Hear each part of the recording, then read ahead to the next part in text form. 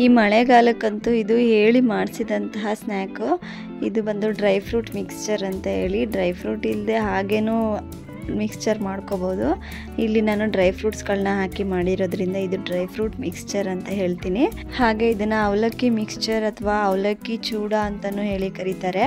ಈ ಒಂದು ಸ್ನ್ಯಾಕ್ನ ಮಾಡೋದಕ್ಕೆ ಜಾಸ್ತಿ ಟೈಮ್ ಏನು ಬೇಕಾಗೋದಿಲ್ಲ. ಒಂದು 10 ನಿಮಿಷದಲ್ಲಿ ತುಂಬ ಈಸಿಯಾಗಿ ಬೇಗನೆ ಸ್ನ್ಯಾಕ್ಸ್ನ ರೆಡಿ ಮಾಡ್ಕೊಡ್ಬೋದು. ಟೀ ಟೈಮ್ಗೆ ಅಥವಾ ಮಕ್ಕಳಿಗೆ ಏನಾದರೂ ಕೊಡಬೇಕಂತ ಹೇಳಿದಾಗ ಬೇಗನೆ ಕಡಿಮೆ ಸಮಯದಲ್ಲಿ ಇದನ್ನು ರೆಡಿ ಮಾಡ್ಕೊಡ್ಬೋದು.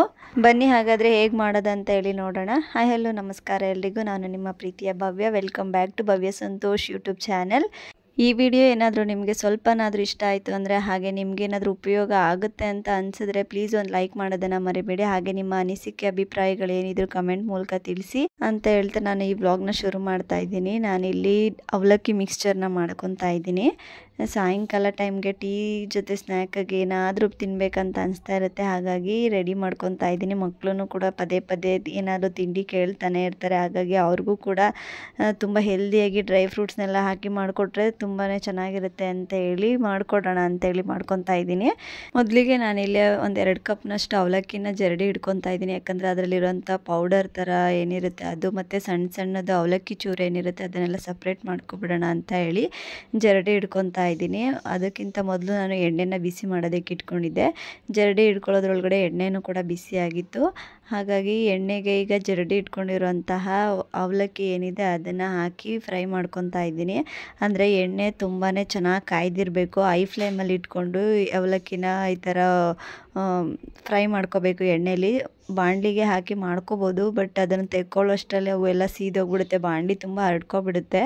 ಅದನ್ನು ತೆಗೆಯೋಷ್ಟರಲ್ಲಿ ಕೆಲವೊಂದು ಅವಲಕ್ಕಿಗಳೆಲ್ಲ ಸೀದೋಗ್ಬಿಡುತ್ತೆ. ಹಾಗಾಗಿ ಈ ಥರ ಜರಡಿನೇ ಒಳಗಡೆ ಇಟ್ಕೊಂಡು ಅದರಲ್ಲಿ ಅವಲಕ್ಕಿಗಳನ್ನ ಹಾಕಿ ಈ ಥರ ಹುರ್ಕೊತಾ ಇದ್ದೀನಿ. ಈ ಥರ ಮಾಡಿದ್ರೆ ತೆಗೆಯೋದಕ್ಕೂ ಈಸಿ ಆಗುತ್ತೆ, ಮತ್ತು ಎಲ್ಲನೂ ಕೂಡ ಚೆನ್ನಾಗೇ ಫ್ರೈ ಆಗ್ತವೆ ಎಣ್ಣೆಯಲ್ಲಿ ಅವಲಕ್ಕಿಗಳು. ಈ ಥರ ಒಂದು 2 ಸರಿ 3 ಸರಿ ಎಣ್ಣೆಲಿ ಹಾಕ್ಕೊಂಡು ಫ್ರೈ ಮಾಡಿಕೊಂಡೆ ನಾನು. ಹಾಗೆ ಈ ಅವಲಕ್ಕಿನ ಫ್ರೈ ಮಾಡ್ಕೋಬೇಕಾದಾಗ ಗಮನಿಸಬೇಕಾಗಿರೋಂಥ ಇಂಪಾರ್ಟೆಂಟ್ ಏನಂದರೆ ಎಣ್ಣೆನ ತುಂಬ ಐ ಫ್ಲೇಮಲ್ಲಿ ಇಟ್ಕೊಂಡು ಬಿಸಿ ಮಾಡ್ಕೋಬೇಕು. ಅವಲಕ್ಕಿನ ಹಾಕಿದಾಗಲೂ ಕೂಡ ಐ ಫ್ಲೇಮಲ್ಲೇ ಇರಬೇಕು. ಹಾಗಾಗಿ ಎಣ್ಣೆ ಚೆನ್ನಾಗಿ ಕಾಯ್ದಿದ್ರೆ ಅವಲಕ್ಕಿ ಚೆನ್ನಾಗಿ ಉಬ್ಬಿ ಬರ್ತವೆ ಒಂದೇ ಸರಿಗೆ. ಇಲ್ಲ ಅಂತ ಹೇಳಿದ್ರೆ ಸ್ವಲ್ಪ ಗಟ್ಟಿ ಆಗಿಬಿಡ್ತವೆ. ತಿನ್ನುವಾಗ ಕೂಡ ಗಟ್ಟಿ ಅಂತ ಅನಿಸ್ತಾ ಇರುತ್ತೆ, ಅವು ಚೆನ್ನಾಗಿ ಉಬ್ಬಿ ಬರಲಿಲ್ಲ ಅಂತ ಹೇಳಿದ್ರೆ. ಹಾಗಾಗಿ ಐ ಫ್ಲೇಮಲ್ಲಿ ಇಟ್ಕೊಂಡು ಈ ಅವಲಕ್ಕಿಗಳನ್ನ ಚೆನ್ನಾಗಿ ಡೀಪ್ ಫ್ರೈ ಮಾಡ್ಕೋಬೇಕಾಗುತ್ತೆ. ನಾನು ಕೂಡ ಹಾಗೇ ಮಾಡಿಕೊಂಡೆ ಇಲ್ಲಿ. ಹಾಗೆ ನೆಕ್ಸ್ಟ್ ಇಲ್ಲಿ ನಾನು 1 ಕಪ್ಪು ಕಡಲೆ ಬೀಜನ ಹಾಕ್ಕೊತಾ ಇದ್ದೀನಿ. ಈ ಎಲ್ಲ ಮೆಷರ್ಮೆಂಟ್ಗಳು ಇಷ್ಟೇ ಹಾಕ್ಬೇಕಂತ ಏನಿಲ್ಲ. ನಿಮ್ಮ ಅನುಸಾರ ನಿಮಗೆ ಎಷ್ಟು ಬೇಕಾಗುತ್ತೆ ಅಷ್ಟು ಕ್ವಾಂಟಿಟಿಯೆಲ್ಲ ಹಾಕ್ಕೊಂಡ್ರೆ ಸಾಕಾಗುತ್ತೆ. ಒಂದು ಹೆಚ್ಚು ಕಮ್ಮಿ ಆ ಥರ ಮಾಡ್ಕೋಬೋದು, ನಡೆಯುತ್ತೆ.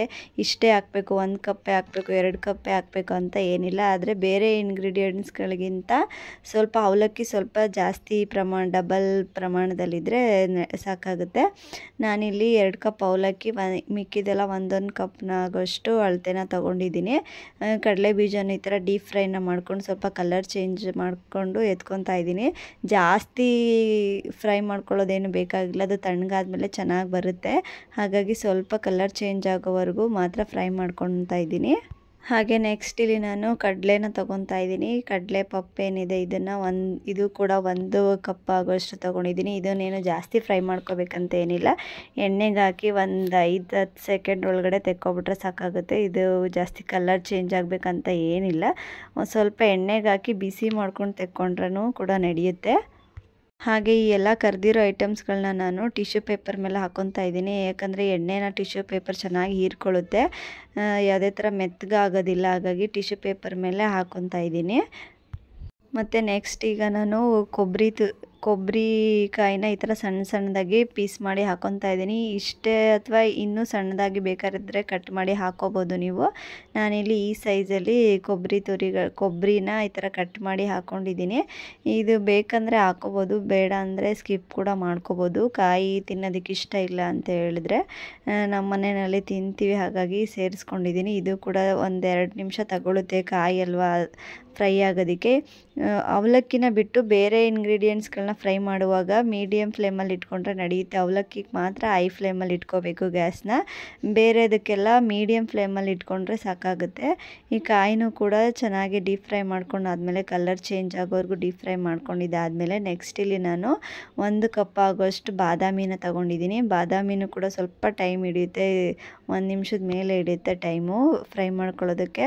ಇದನ್ನು ಕೂಡ ಸ್ವಲ್ಪ ಕಲರ್ ಚೇಂಜ್ ಆಗೋವರೆಗೂ ನಿಧಾನಕ್ಕೆ ಮೀಡಿಯಮ್ ಫ್ಲೇಮಲ್ಲೇ ಫ್ರೈ ಮಾಡ್ಕೊತಾ ಇದ್ದೀನಿ, ನೋಡ್ತಾ ಇರ್ಬೋದು. ಹಾಗೆ ನಾನಿಲ್ಲಿ ನೆಕ್ಸ್ಟ್ ಬಂದು 1 ಕಪ್ ಆಗುವಷ್ಟು ಗೋಡಂಬಿನ ತಗೊಂಡಿದ್ದೀನಿ. ಗೋಡಂಬಿನೂ ಅಷ್ಟೇ ಒಂದು ಸ್ವಲ್ಪ ಗೋಲ್ಡನ್ ಕಲರ್ ಬರೋವರೆಗೂ ಫ್ರೈ ಮಾಡ್ಕೊತಾ ಇದ್ದೀನಿ. ನಾನಿಲ್ಲಿ ಮಕ್ಳುಗಳಿಗೂ ಕೂಡ ಕೊಡೋದ್ರಿಂದ ಡ್ರೈ ಫ್ರೂಟ್ಸ್ ಹಾಕಿದ್ರೆ ಚೆನ್ನಾಗಿರುತ್ತೆ ಅಂತೇಳಿ ಡ್ರೈ ಫ್ರೂಟ್ಸ್ಗಳನ್ನೆಲ್ಲ ಸ್ವಲ್ಪ ಜಾಸ್ತಿಯಾಗಿ ಹಾಕ್ಕೊಂಡಿದ್ದೀನಿ. ಇಲ್ಲ ಅಂತ ಹೇಳಿದರೆ ಡ್ರೈ ಫ್ರೂಟ್ಸ್ಗಳನ್ನ ಎಲ್ಲದನ್ನು ಕೂಡ ಸ್ಕಿಪ್ ಮಾಡಿ ಬರೀ ಅವಲಕ್ಕಿ, ಕಡಲೆ ಬೀಜ, ಕಡಲೆಕಾಯಿ ಇದನ್ನೆಲ್ಲ ಹಾಕ್ಕೊಂಡು ಕೂಡ ಮಾಡ್ಕೋಬೋದು, ಅದು ಕೂಡ ಚೆನ್ನಾಗಿ ಬರುತ್ತೆ. ನಾನಿಲ್ಲಿ ಗೋಡಂಬಿ, ಬಾದಾಮಿ, ಪಿಸ್ತಾ ಈ ಥರ ಡ್ರೈ ಫ್ರೂಟ್ಸ್ಗಳನ್ನ ಹಾಕ್ಕೊಂಡಿದ್ದೀನಿ. ಬೇಕಂದರೆ ನೀವು ದ್ರಾಕ್ಷಿ ಕೂಡ ಹಾಕ್ಕೋಬೋದು.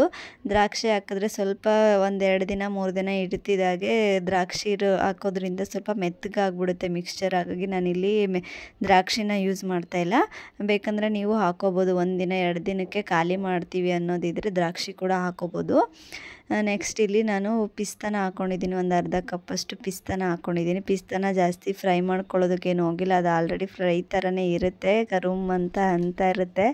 ಹಾಗಾಗಿ ಸ್ವಲ್ಪ ಲೈಟಾಗಿ ಬಿಸಿ ಮಾಡ್ಕೊಂಡು ಎಣ್ಣೆಗೆ ಹಾಕಿ ಪಿಸ್ತಾ ಕೂಡ ಫ್ರೈ ಮಾಡ್ಕೊಂಡಿದ್ದಾದಮೇಲೆ ನೆಕ್ಸ್ಟ್ ಬಂದು ಇಲ್ಲಿ ಸ್ವಲ್ಪ ಬಿಡಿಸಿ ಜಜ್ಜಿಟ್ಕೊಂಡಿರೋಂಥ ಬೆಳ್ಳುಳ್ಳಿನ ಹಾಕ್ಕೊಂಡು ಫ್ರೈ ಮಾಡ್ಕೊತಾ ಇದ್ದೀನಿ. ಬೆಳ್ಳುಳ್ಳಿನ ನಾನು ಯಾವುದೇ ಥರ ಸಿಪ್ಪೆ ಎಲ್ಲ ತೆಗೆಯೋದಕ್ಕೆ ಹೋಗಿಲ್ಲ, ಸಿಪ್ಪೆ ಬೆರೆಸೇನೆ ನಾನು ಸ್ವಲ್ಪ ಲೈಟಾಗಿ ಜಜ್ಜಿ ಇಟ್ಕೊಂಡಿದ್ದೆ 1 ಗೆಡ್ಡೆಯಷ್ಟು ಬೆಳ್ಳುಳ್ಳಿನ.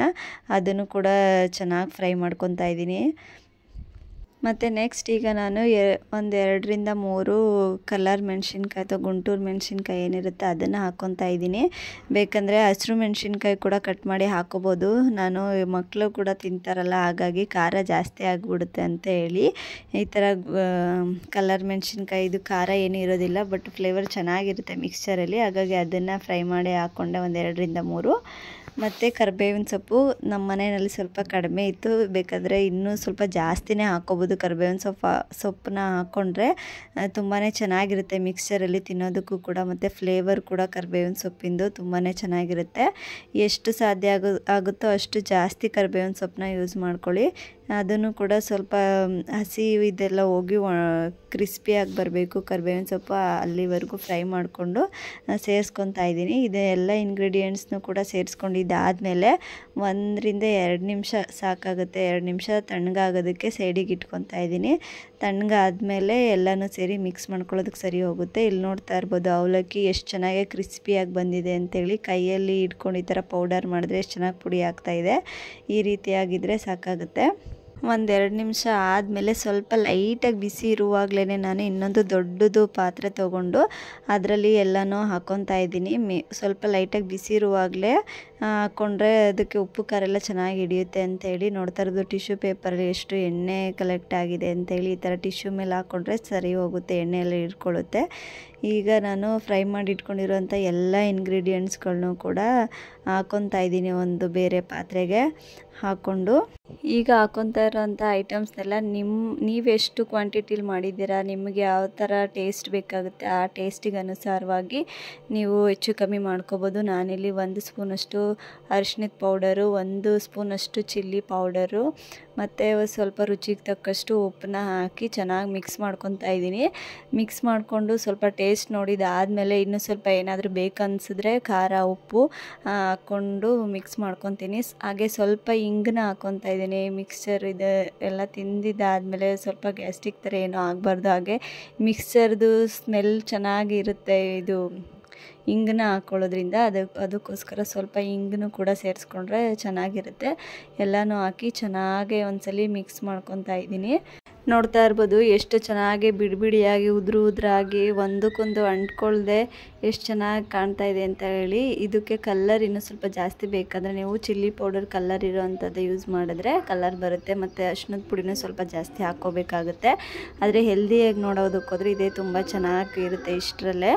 ನೋಡಿದ್ರಲ್ಲ ತುಂಬ ಈಸಿಯಾಗಿ 10 ನಿಮಿಷದಲ್ಲಿ ಯಾವ ರೀತಿಯಾಗಿ ಮನೆಯಲ್ಲಿ ಅಂಗಡಿ ರೀತಿನ ಥರನೇ ಬೇಕ್ರಿ ರೀತಿ ಥರನೇ ಯಾವ ರೀತಿಯಾಗಿ ಮಿಕ್ಸ್ಚರ್ನ ರೆಡಿ ಮಾಡ್ಕೋಬೋದು ಅಂತ ಹೇಳಿ. ಈ ವಿಡಿಯೋ ನಿಮಗೇನಾದರೂ ಸ್ವಲ್ಪನಾದರೂ ಇಷ್ಟ ಆಗಿದರೆ ಪ್ಲೀಸ್ ಒಂದು ಲೈಕ್ ಮಾಡೋದನ್ನು ಮರಿಬೇಡಿ. ಹಾಗೆ ನನ್ನ ಚಾನಲ್ನ ಯಾರಾದರೂ ಸಬ್ಸ್ಕ್ರೈಬ್ ಮಾಡ್ಕೊಳ್ದೆ ವಿಡಿಯೋ ನೋಡ್ತಾ ಇದ್ದರೆ ಪ್ಲೀಸ್ ಬೇಗ ಹೋಗಿ ಸಬ್ಸ್ಕ್ರೈಬ್ ಮಾಡ್ಕೊಂಡು ವಿಡಿಯೋ ನೋಡಿ ಅಂತ ಕೇಳ್ತಾ ಈ ವ್ಲಾಗ್ನ ನಾನು ಇಲ್ಲಿಗೆ ಎಂಡ್ ಮಾಡ್ತಾಯಿದ್ದೀನಿ. ಮತ್ತೆ ಸಿಗ್ತೀನಿ ಇನ್ನೊಂದು ಹೊಸ ವ್ಲಾಗ್ ಜೊತೆ ಅಂತ ಹೇಳ್ತಾ ಸರ್ವೇ ಜನ ಸುಖಿನೋ ಭವತು. ಎಲ್ಲರೂ ಕೂಡ ಖುಷಿಯಾಗಿರಿ.